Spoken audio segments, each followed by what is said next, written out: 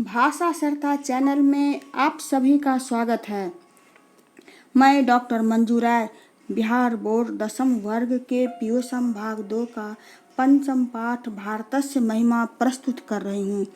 सभी से अनुरोध है कि इस चैनल को सब्सक्राइब और शेयर करें तथा पूरा वीडियो देखें, जिससे आप लोगों को ज्ञान के साथ साथ अच्छे अंक प्राप्त हों। इस पाठ में भारत की महिमा का गुणगान किया गया है। जयशंकर प्रसाद ने लिखा है, वही है रक्त, वही है देश, वही साहस है वैसा ज्ञान, वही है शांति, वही है शक्ति, वही हम दिव्य आर्य संतान, जिए तो सदा इसी के लिए। यही अभिमान रहे यह हर्ष, निछावर कर दे हम सर्वस्व, हमारा प्यारा भारतवर्ष।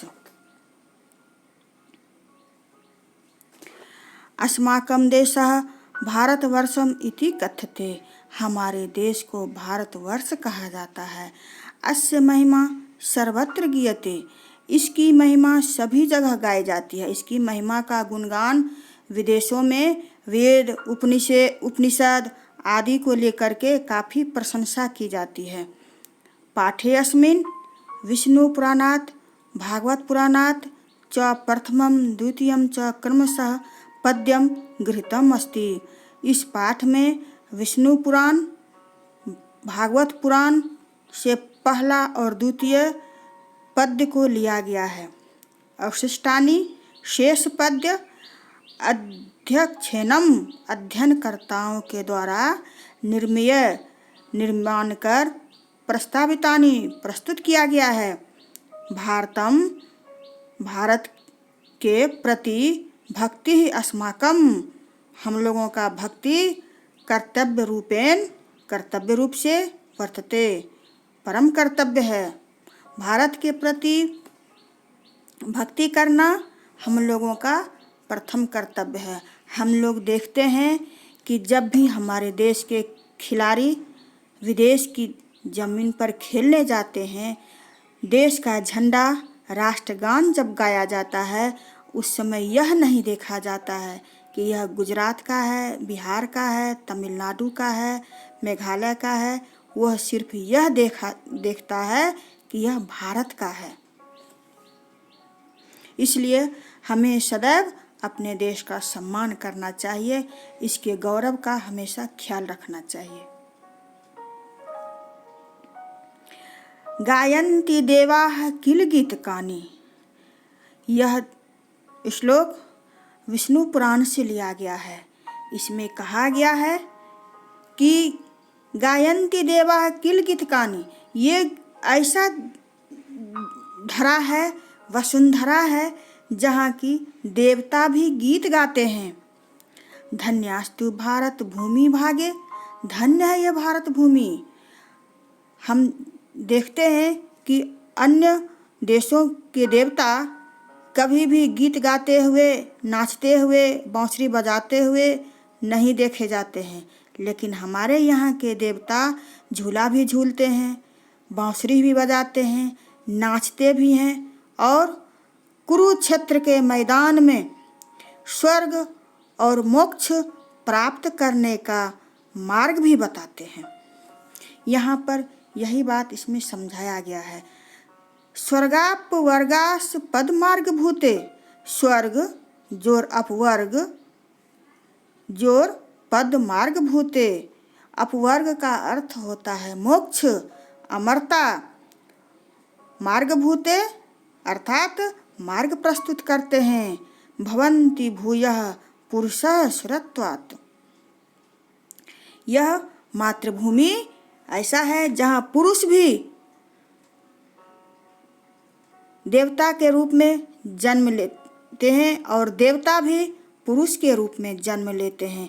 जब कोई व्यक्ति बहुत महान काम करता है, तब वह देवता के रूप में जाना जाता है। जैसे कि हम महात्मा गांधी को ले लें। महात्मा गांधी एक साधारण व्यक्ति थे, लेकिन अपने कर्तव्य के मार्ग पर चलकर, सत्य निष्ठा के मार्ग पर चलकर महात्मा पद से सुशोभित हुए। दुनिया ने उनको महात्मा के नाम से सुशोभित किया। यहाँ भी यही बात कहा गया है, जो कृष्ण एक देवता होते हुए भी मनुष्य रूप में जन्म लेकर पूरे भारतवर्ष को एक करते हैं, महाभारत के मैदान में पांडव का साथ देते हैं, सत्य का साथ देते हैं, धर्म का साथ देते हैं और मोक्ष प्राप्ति, स्वर्ग प्राप्ति करने का मार्ग प्रस्तुत करते हैं, जिसे सर्वसाधारण उसे अपना सके, अपने जीवन में उतार सके।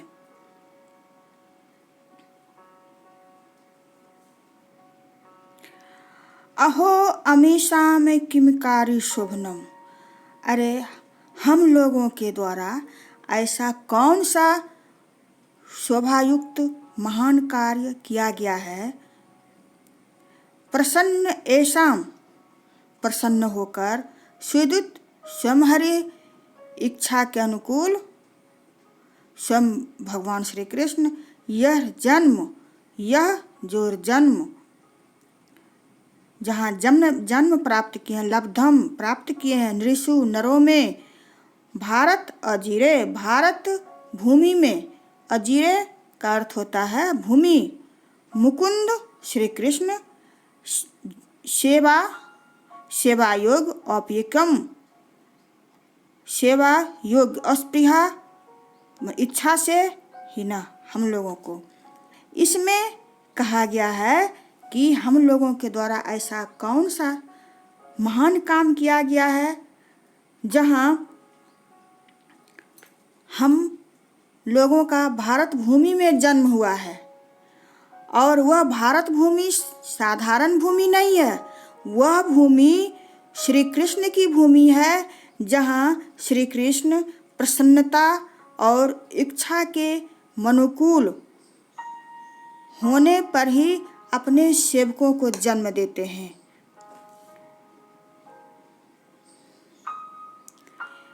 इयम निर्मला वत्सला मातृभूमि है। इयम यह निर्मला, ये जो हमारा देश की भूमि है, हमारी मातृभूमि है, निर्मल है, इसमें कोई गंदगी नहीं है, स्वच्छ है। वत्सला मातृभूमि, वत्सला मतलब बच्चों की तरह प्यार करने वाली मातृभूमि है। प्रसिद्धम सदा भारतवर्षम एतत् प्रसिद्धम सदा, यह भारत भूमि सब दिन से प्रसिद्ध रही है। किस लिए प्रसिद्ध रही है? क्योंकि यहाँ प्रत्येक लोगों को स्वच्छ और ममतापूर्ण वातावरण मिलता है।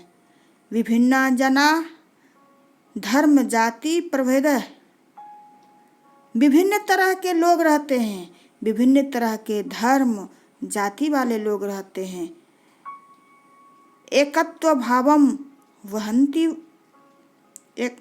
वहंतो वसंती, एकता की भावना को वहन करते हुए सब एक साथ रहते हैं, आपसी प्रेम मोहब्बत से रहते हैं।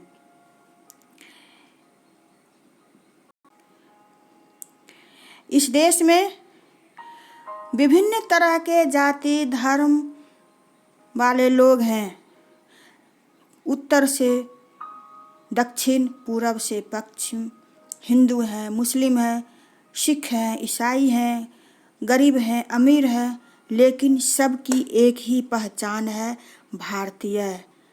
सभी भारतीय कहे जाते हैं। इसमें एक छोटी सी मैं कहानी सुनाती हूँ राधा कृष्णन के बारे में। राधा कृष्णन जो हमारे पहले उपराष्ट्रपति थे, वो एक बार विदेश दौरा पर गए थे। उनका एक विदेशी मित्र कहता है, जो आपका देश क्या रहेगा? कोई लुंगी पहनता है, कोई पजामा पहनता है, कोई धोती पहनता है, कोई काला है, कोई गोरा है, कोई लंबा है, कोई छोटा है, मतलब तरह तरह के लोग आपके यहाँ के रहते हैं। राधा कृष्णन ने तपाक से उत्तर दिया, आपका कहना बिल्कुल सही है। दुनिया के किसी भी देश में आप जाइए, गधा सभी जगह एक ही जैसे आपको मिलेंगे, लेकिन घोड़ा विभिन्न तरह के मिलेंगे। कोई काला मिलेगा, कोई चितकबरा मिलेगा, कोई सफ़ेद मिलेगा। उसी तरह से हमारा भी देश है।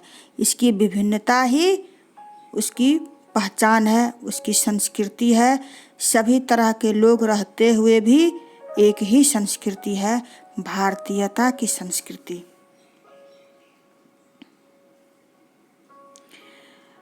विशालास्मिदिया धरा भारतीया, सदा सेविता सागरे रम्य रूपा, वनः पर्वतः निर्झरः भव्य भूति, वहंती भी ऐसा शुभा चाप गाभे। विशाला जो रश्मिदिया, ये जो धरती है विशाल है। धरा भारतीय, ये भारतीयों की जो धरती है बहुत ही विशाल है। सदा सेविता सागरे रम्य रूपा, यह सदा रमणीय सागर से सेवित है।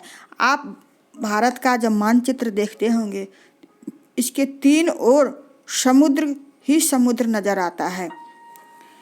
वनः पर्वतः निर्झरः भव्य भूति, भव्य भूति का अर्थ होता है संपदा, संपत्ति। यह वन, पर्वत और झरना से भरा हुआ, वहंती भी ऐसा बहती हुई, शुभा, शुभ का अर्थ होता है कल्याणकारी।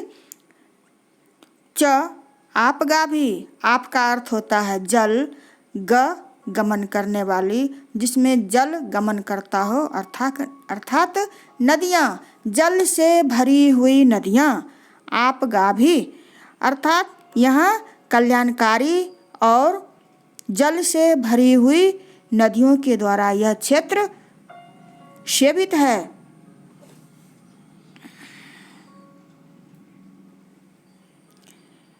जगत गौरवम भारतम शोभनीयम, सदा अस्माभिः एतत् तथा पूजनीयम, भवेत् देशभक्ति समेषां जनानां, परादर्श रूपा सदा वर्जनीया। यह हमारा देश संसार का मुकुट है, संसार का गौरव है, शोभायुक्त है। यह हम लोगों के लिए सब दिन से पूजनीय रहा है और रहेगा। सदा अस्माभिः एतत् तथा पूजनीयम, सब दिन से पूजनीय रहा है और आगे भी रहेगा। भवेत् देशभक्ति समेषां जनानां, हम सभी लोगों को सदा सदा आवर्जनीय, आवर्जनीय का अर्थ होता है आकर्षक।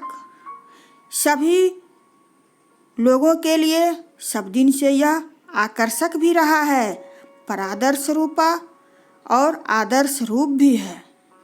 हमारे देश में सब दिन से विदेशियों ने आकर अपना घर बसाया।